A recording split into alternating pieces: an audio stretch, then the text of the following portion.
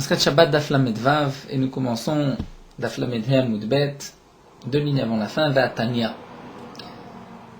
Nous avons vu dans le Daf précédent, la Gemara avait rapporté qu'il y a 6 tkiot, c'est-à-dire 6 sons de chauffard qui étaient sonnés avant l'entrée de Shabbat, donc pour marquer le début de Shabbat.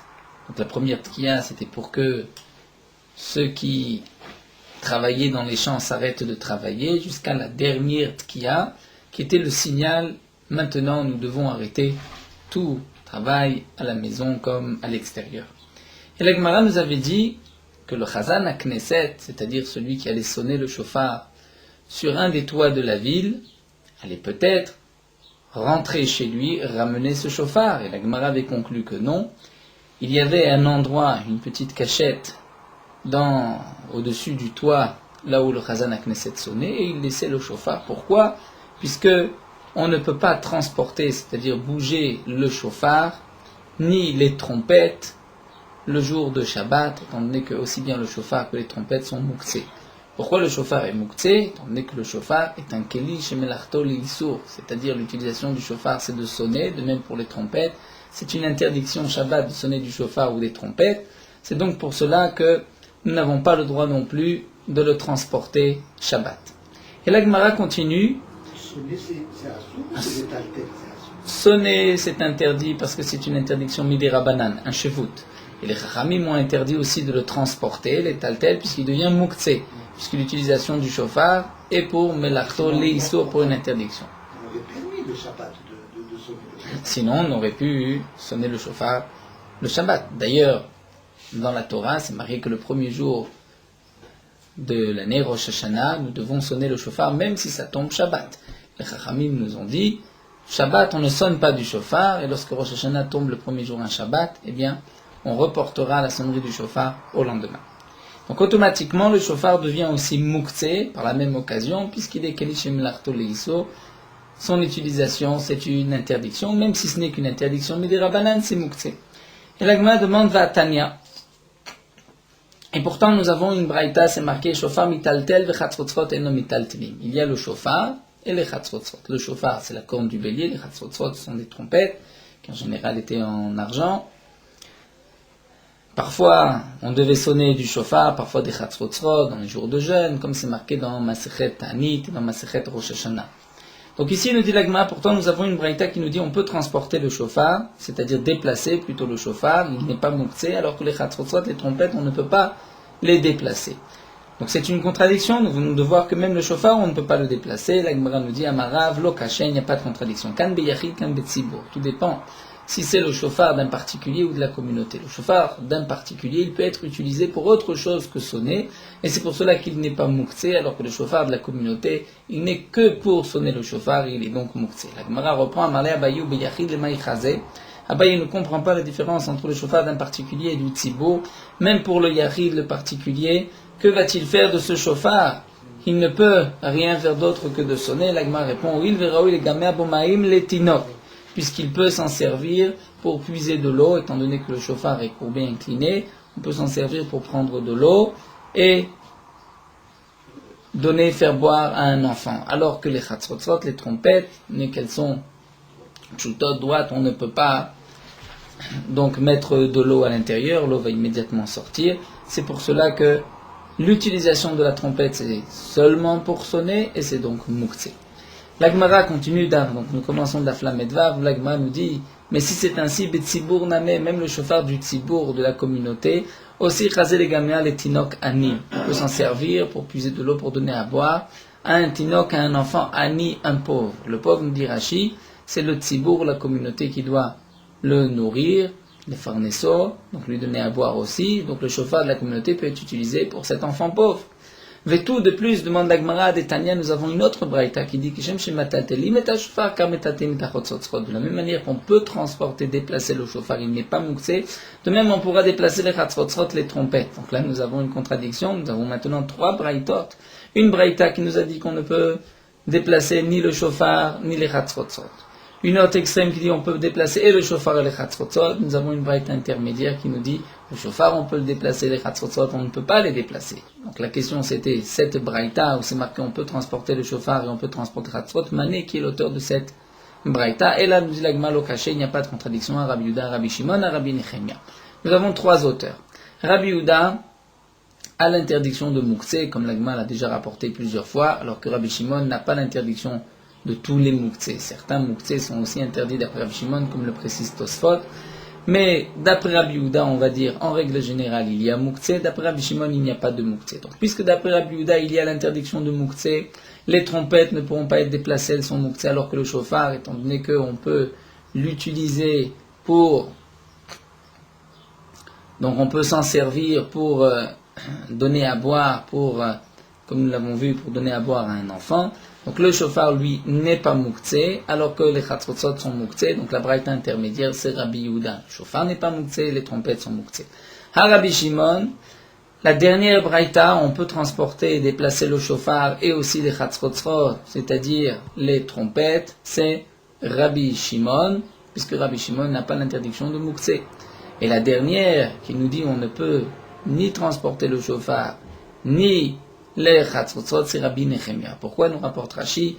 Rabbi Nechemia pense que l'objet qui est destiné à la sonnerie du shofar, le shofar plutôt, qui est destiné à sonner, à une sonnerie, même si je peux l'utiliser pour autre chose, mais ce n'est pas l'essentiel de son utilisation. L'essentiel de l'utilisation, c'est sonner du shofar. C'est vrai que je peux aussi puiser de l'eau, mais nous dit Rabbi Nechemia, c'est pas suffisant de pouvoir faire autre chose.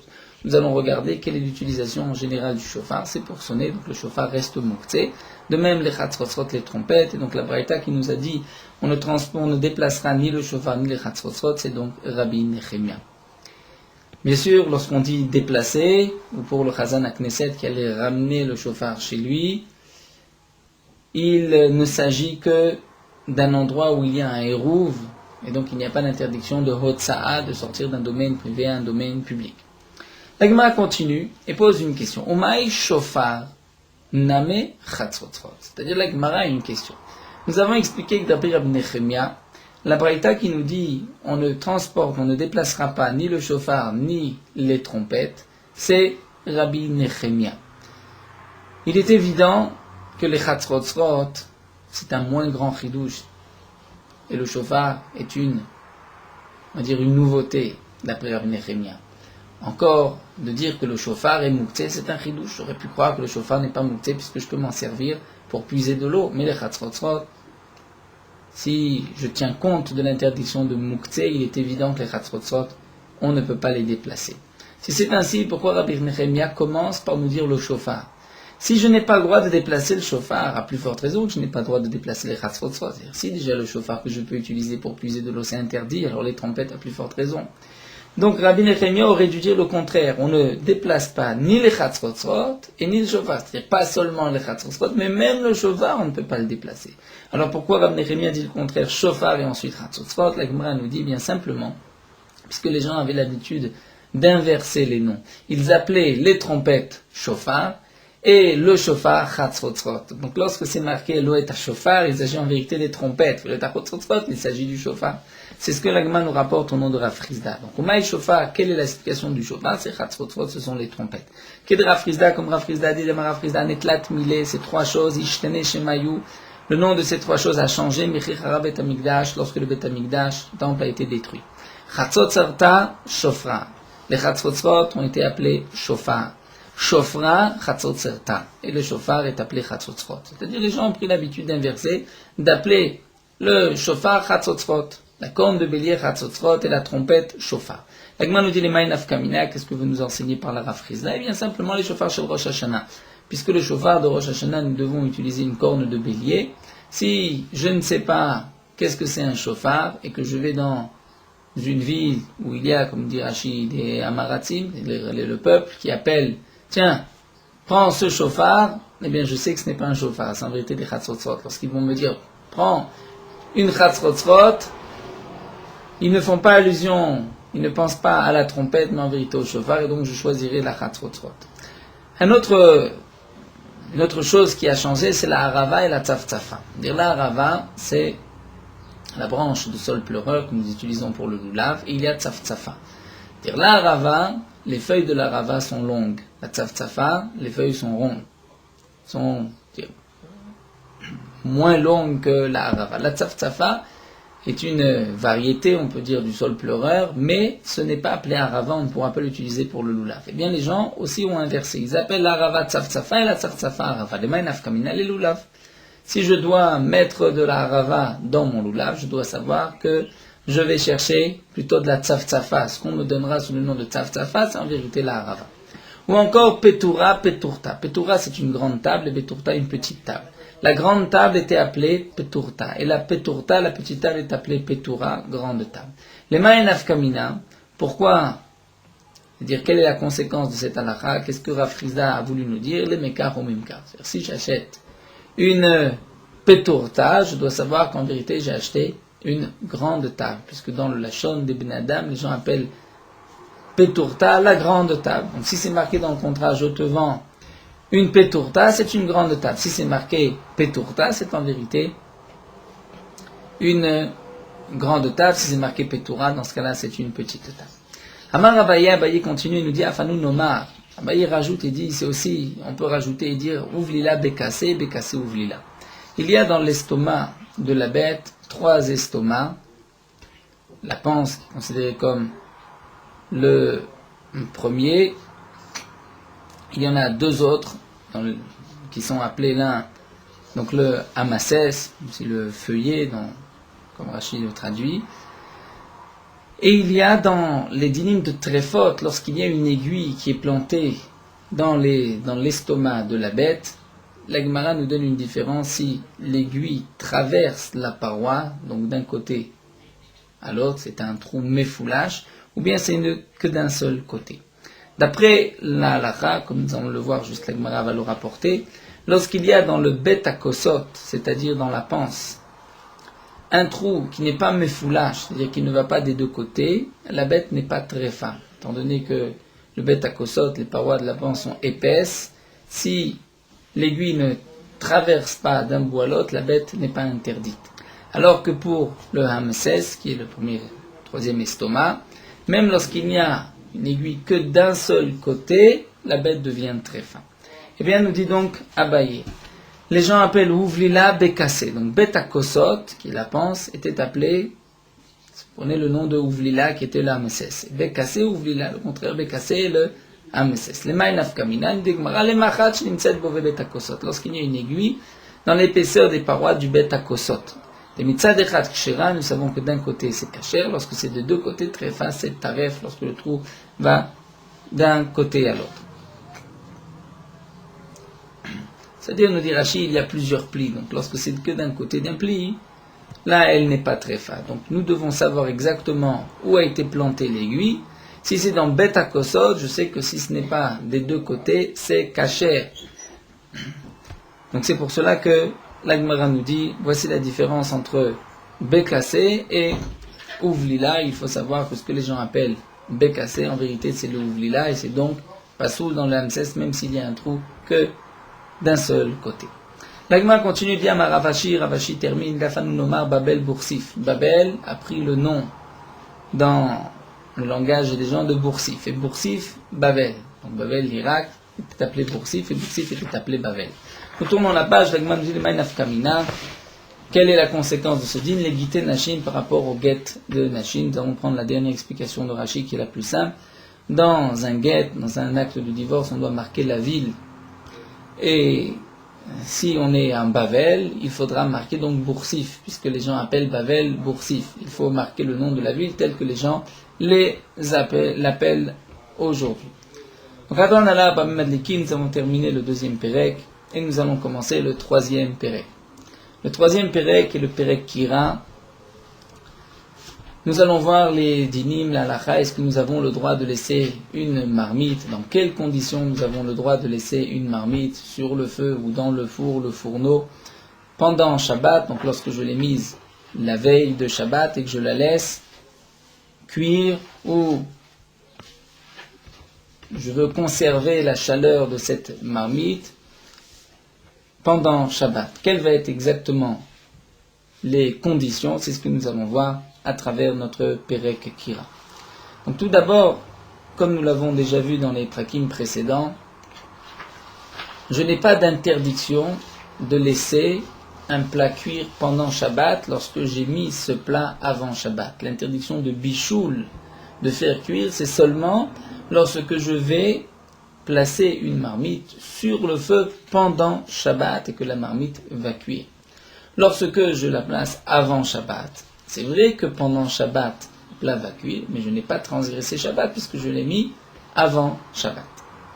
Malgré tout, les Chachamim m'ont dit, on va t'interdire de laisser une marmite dans le fourneau, c'est-à-dire à l'époque, il n'y avait pas de gaz et d'électricité, donc il y avait un four ou un fourneau, dans lequel il y avait à l'intérieur des braises, du feu, on pouvait placer la marmite à l'intérieur du fourneau, ou bien à l'ouverture, c'est-à-dire le piv, la bouche, telle que la Gemara emploie cette expression, pi akira, c'est-à-dire sur l'ouverture de la kira du fourneau, on pouvait placer une ou deux casseroles. Il y avait des fourneaux qui avaient shtek des rotes, on pouvait mettre deux marmites, il y en avait d'autres qui étaient plus petits, on ne pouvait mettre qu'une seule marmite. Il y a aussi trois sortes de fourneaux. Il y a le tanour, le four. Le tanour a cette particularité, c'est qu'il est large en bas et plus étroit vers le haut. Puisqu'il est plus étroit, donc la chaleur est plus forte, et nous verrons que c'est plus rameau. Les conditions sont plus difficiles pour laisser une casserole dans le four que dans la kira. La kira est donc comme une sorte de casserole elle-même, c'est-à-dire aussi la largeur du haut et du bas est égale.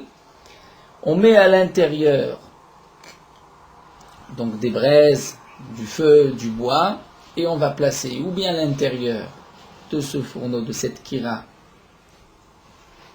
une marmite, ou bien sur le pied, sur la bouche, sur l'ouverture de la kira.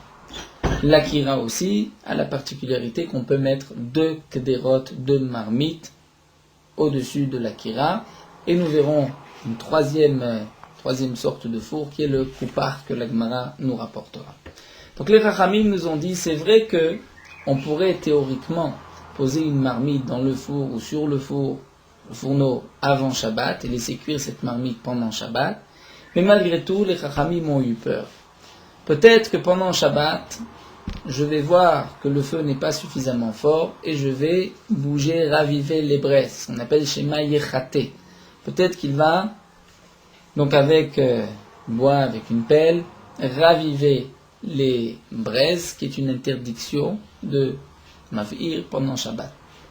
Pour ne pas arriver à cette interdiction, les Chachamim nous ont dit, tu ne peux pas laisser une marmite avant Shabbat, sauf sous certaines conditions que nous allons voir dans la Gemara. Il y a plusieurs combustibles et plusieurs manières de faire chauffer cette kira. Ou bien on peut mettre, comme nous en voit dans la Mishnah, kash ou gvava, des brindilles, des morceaux de paille. La paille a cette particularité, c'est qu'il y a immédiatement beaucoup de feu, mais il n'y a pas de braise. Donc puisqu'il n'y a pas de braise, on n'a pas le rechache, la crainte que peut-être il va remuer et bouger, puisque de toutes les manières, il n'y a pas de braise. C'est vrai qu'on pourrait dire, il va peut-être rajouter des brindilles. Mais ça, les Chachamim ont dit, personne n'ira rajouter le temps, ou l'action de rajouter des braises, est une action qui, entre-temps, je suis sûr que je vais me rappeler que c'est Shabbat. Donc les Chachamim m'ont dit, si c'est kash ou gvava, c'est-à-dire de la paille, étant donné qu'il n'y a pas de braise, tu peux laisser ta marmite pendant Shabbat. Dans le cas où c'est begefet ou be'etzim, par exemple, c'est-à-dire des résidus de sésame ou d'olive, ou bien du bois, là il y a des braises, les Chachamim nous ont dit, je ne peux pas laisser la marmite, puisque peut-être que tu vas raviver la flamme, sauf à condition, donc, chez Yigrof, au Shiten et Taïfer, c'est-à-dire j'ai la possibilité d'enlever toutes les braises du four avant Shabbat. Donc la chaleur du four, il y a quand même, donc, le four est brûlant, puisqu'il y avait à l'intérieur du feu des braises, et donc je vais laisser la marmite recouvrir peut-être le four, et ainsi ma marmite restera chaude jusqu'à demain midi, jusqu'au lendemain midi, jusque donc Shabbat midi. Ou bien encore, je peux mettre de la cendre sur ces braises. Le fait de mettre de la cendre, c'est, comme nous dit Rashi, je vais refroidir les braises et là je ne viendrai pas ensuite à les raviver. J'ai montré que je ne désire pas que le feu soit très fort et je ne viendrai pas à raviver.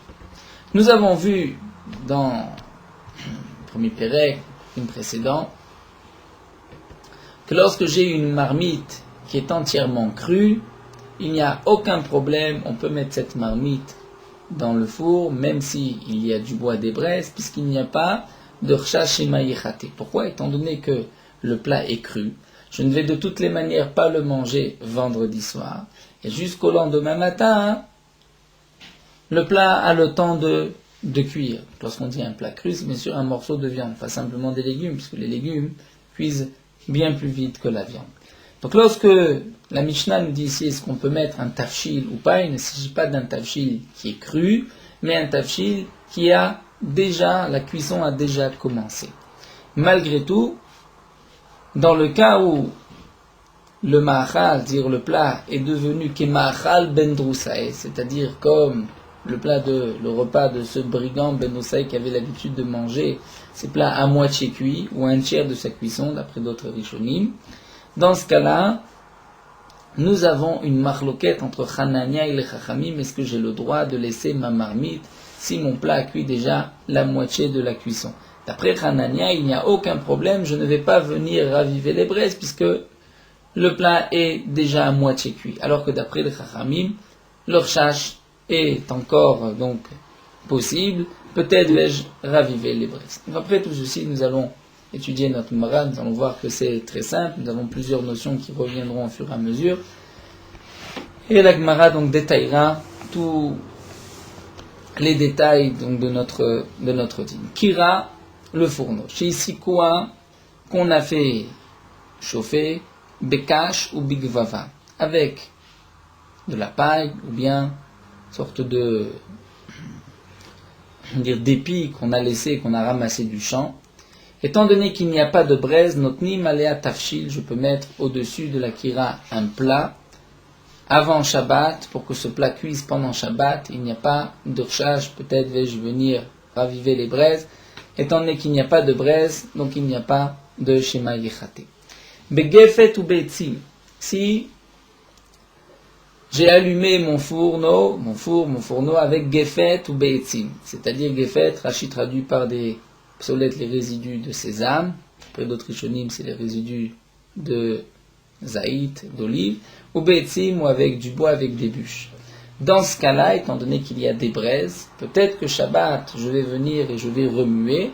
C'est pour cela que la Mishnah nous dit, loïten, tu ne pourras mettre ta marmite avant Shabbat, que dans le cas tcheigrof, que tu aies enlevé toutes les braises du four, ou tcheiten et taïfer, ou que tu aies mis sur les braises un peu de cendre pour recouvrir et atténuer la chaleur des braises. Bet Shammai Omri, la Bet Shammai nous dit dans la Mishnah, Chamin avalo tafshil. De toutes les manières, tu n'as le droit de mettre que de l'eau chaude et non pas tafshil, un plat. Lorsqu'on dit Chamin, ici c'est de l'eau chaude. Ou Bet Hillel Omrim, Bet Hillel nous disent Chamin ve tafshil. Tu peux mettre et de l'eau chaude et aussi un plat. Dans le cas, bien sûr, où on a enlevé toutes les braises avant Shabbat. Bet Shammai Yomri, notnim avalo machzirim. Bet Shammai nous dit, tu peux effectivement mettre avant Shabbat ton plat, ta marmite, ou on va dire, après Bet Shammai, on a permis que de l'eau chaude, avalo machzirim, mais tu ne pourras pas la remettre. C'est-à-dire, si tu l'as sortie, tu l'as utilisée pendant Shabbat, tu ne pourras pas la remettre. Pourquoi? Puisque au moment où tu vas la remettre, il y a, on dit, mirze kemevachel, c'est-à-dire, ceci paraît comme si tu es en train de mettre une marmite, une casserole sur le feu pendant Shabbat.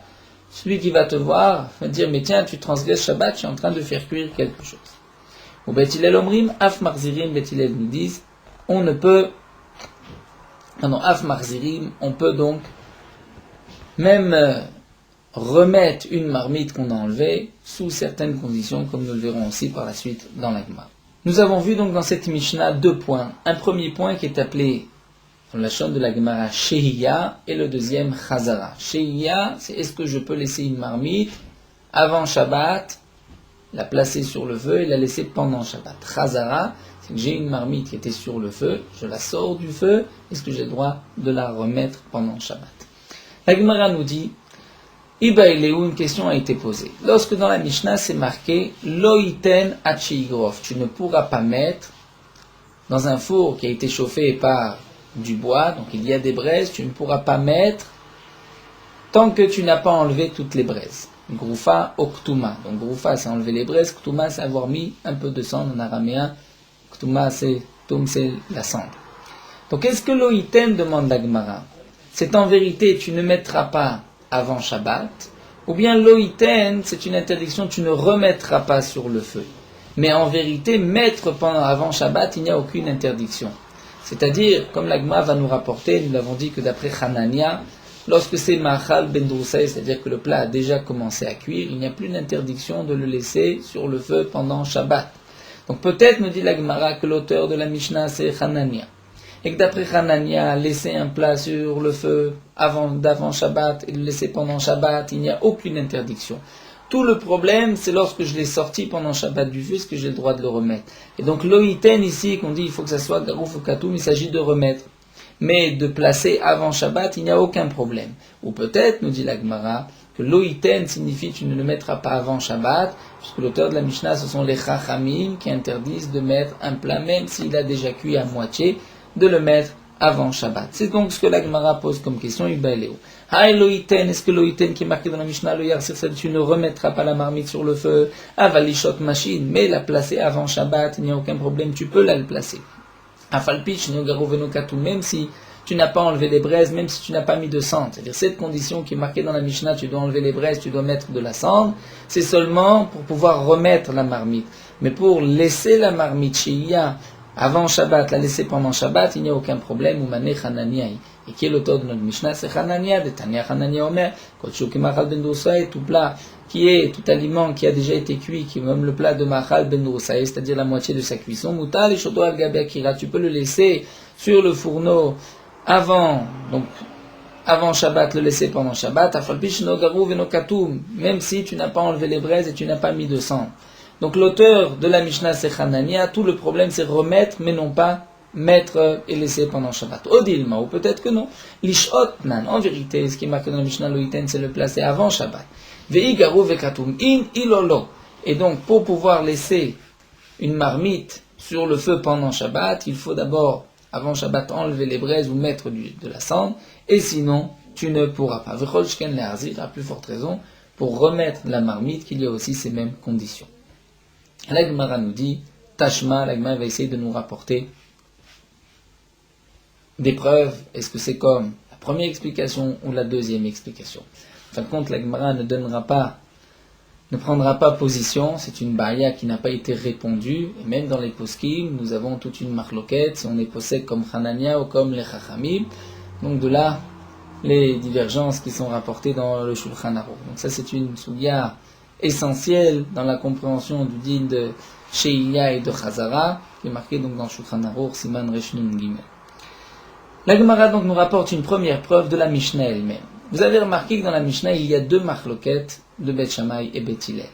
La Gemara va dire, Tashma, midi katane, puisque c'est marqué très babé, deux parties, Bematnitim, Beth Shammai, Yomrim, Chamina, Valotavje, Beth Hillel, Chamit, Tavshil. La première marloquette, Beth Shammai dit, tu peux mettre de l'eau chaude, mais pas un plat, et Beth Hillel disent même un plat. Beth Shammai Yomrim, ensuite une deuxième marloquette, Beth Shammai on dit, tu pourras mettre, Avalo Marzirim, mais ne pas remettre. Beth Hillel, Maf Marzirim, tu pourras aussi remettre. Donc la Gemara nous dit, Yamad Bishlam Lishot Nan, si tu expliques notre Mishnah que ça signifie Lishot, c'est-à-dire la Mishnah nous a dit que pour pouvoir mettre un plat, le laisser pendant Shabbat, il faut enlever les braises avant Shabbat. Donc là je comprends les deux marloquettes. Comment ça? Achikatane. Kirash ici quoi? Bekash Bikvava, un fourneau que j'ai fait chauffer par de la paille, machine, aller à Tafshil, je peux laisser. Donc pendant Shabbat, un plat sur cette kira, puisque c'est de la paille, il n'y a pas de crainte chez Maïchati. Begefet ou Betim, s'il y a des braises, loïché, tu ne pourras pas laisser le placer avant Shabbat, le laisser pendant Shabbat, tant que tu n'as pas enlevé les braises ou que tu n'as pas mis de la cendre sur les braises. Au main machine, et donc là viendrait la suite. Et qu'est-ce que tu peux de toutes les manières mettre? Qu'est-ce que nous permettons de Hashaya? Bet Shammai Chamin, Avalot Tafshil, Bet Shammai dit seulement du chamin, l'oshod avalot tafshil, mais non pas un plat. Bet Hillel omrim non, chamin ve tafshil, tu peux mettre aussi un plat. Et l'Agmara continue vechir à dépliquer belishot, donc on va comprendre ainsi la suite de la Mishnah. Et de la même manière qu'il y a une machloket, belishot, est-ce que tu peux laisser ou pas sur le feu pendant Shabbat, pligename belarzir. Il y a aussi une machloket, est-ce que tu peux le remettre? C'est-à-dire, nous avons vu que d'après Bet Shammai, on peut mettre chamin, non pas un tafshil, mais chamin, on peut le placer avant Shabbat. Bet Hillel dit, tu peux mettre même un tafshil. Eh bien, il y a une autre machloket. C'est maintenant ce chamin que Bet Shammai nous ont permis de laisser pendant Shabbat sur le feu. Si je l'ai enlevé du feu et que je veux le remettre, ai-je le droit ou pas? Eh bien, Bet Shammai va nous dire non. Egma nous dit, je me dis, tu peux t'en servir, avalo marzirim, mais tu ne peux pas le remettre. C'est ce que je te permets de mettre, je te permets aussi de le remettre. Donc d'après Bet Hillel, nous avons permis de mettre même un plat, une marmite, on pourra aussi la remettre. Donc là, je comprends la construction de la Mishnah et la double marloquette. Et là, il y a Martha, mais si tu dis que toute la marloquette, c'est l'achzitna, c'est-à-dire dès le départ, la Mishnah nous dit ne rapporte que l'interdiction de remettre. Mais mettre sur le feu, le laisser pendant Shabbat, il n'y a aucune interdiction. Donc, comment va-t-on comprendre Bet Shammai et Bet Hillel, cette double marloquette? La Gemara va essayer donc d'expliquer à Chikatane, est-ce que c'est comme ça que tu vas dire donc d'après cette deuxième explication, on va dire une kira que tu as fait chauffer avec de la paille, marzirim alea tafshil, tu peux remettre un tafshil, c'est-à-dire laisser pendant Shabbat, il n'y a aucun problème, tu peux le faire d'après tout le monde. Remettre, si c'est de la paille, il n'y a pas de braise, tu peux. Begefet ou betsiv, si c'est donc un combustible où il y a des braises, lo yarzir, tu ne pourras pas remettre, at sheyigrof. Seulement at sheyigrof, jusqu'au moment où tu vas enlever les braises, at sheyiten efer, ou que tu vas mettre de la cendre. C'est-à-dire que tu as enlevé, bien sûr, avant Shabbat, les braises. Dans ce cas-là, tu pourras même remettre. Et là viendrait donc la première marloquette, on va dire au maïn marzirim. Donc, tu as le droit de laisser tout ce que tu veux pendant Shabbat. Qu'est-ce que tu as le droit de remettre? Donc, Bet Shammai omrin chamin, avalo tafshil. Donc, Bet Shammai vont dire, tu as le droit de remettre du chamin, mais pas du tafshil. Et Bet Hillel omrin chamin ve tafshil, tu peux remettre même le tafshil. Alors maintenant, la Gemara continue. Comment vas-tu expliquer la deuxième braïta? C'est marqué, Bet Shammai omrin notlim avalo marzirim. Tu peux prendre, mais tu ne peux pas remettre. Tu ne peux pas remettre quoi? Tu ne peux pas remettre le tafshil, puisqu'on vient de dire que d'après Bet Shammai, tu peux remettre le chamin. Donc le Bet Shammai va nous dire, tu ne peux pas remettre le tafshil. Et Bet Hillel dit, af marzirim, même le tafshil, hatou la mali. C'est la même chose. La Gemara se répète. Bet Shammai nous ont dit, tu peux mettre chamin avalo tafshil.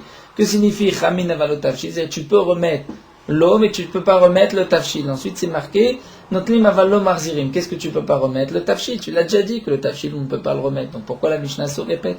Hatou la mali. Et la Gemara va nous donner une réponse, les olam, et nous continuons d'Aflam Zain encore quelques lignes pour voir la réponse de la Gemara. Le olam nous dit la Gemara, imalecha le arzirtnan. En vérité, je peux maintenir que l'explication de la Mishnah, c'est remettre. Et donc, laisser sur le feu pendant Shabbat, il n'y a aucun problème, même si ce n'est pas garou vekatou, même si je n'ai pas enlevé les braises. Et c'est ainsi qu'il faut expliquer la Mishnah. Il manque quelques mots dans la Mishnah. On va lire ainsi la Mishnah. Kira shesikoa bekash bigvava. Un fourneau que j'ai allumé avec de la paille. Marzirim alea tafshil. Je peux remettre un tafshil dessus. Pegef et ubeitzim lo yarzirat shigrof. Si il y a des braises à l'intérieur, je ne peux pas remettre Hachigrov tant que je n'ai pas enlevé les braises, que je n'ai pas mis de la cendre. Avalishot, machit, mais laisser sur le feu pendant Shabbat, là il n'y a aucun problème, même si je n'ai pas ni été goref ni kotem, c'est-à-dire je n'ai pas enlevé les braises, je n'ai pas mis de cendre, j'ai le droit. Pourquoi? Puisque l'auteur de la Mishnah c'est Hanania, comme nous l'avons dit, puisque le plat a déjà été cuit à moitié, il n'y a aucun problème. Ou ma'en machine. Et donc voici ce que la Mishnah continue de nous dire.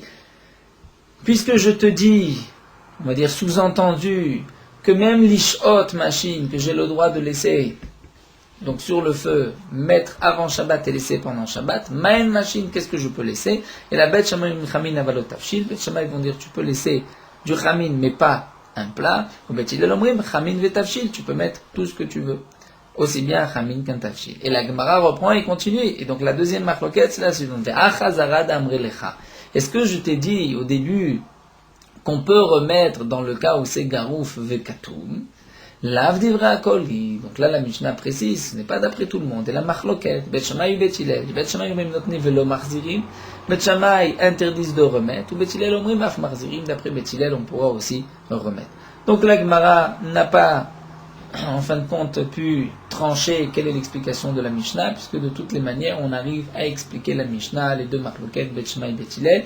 Donc notre question reste suspendue. La Gemara apportera par la suite d'autres preuves. Et Bezrat Hashem, donc nous continuerons le développement de cette question et petit à petit nous rentrerons dans cette sugia de Kira.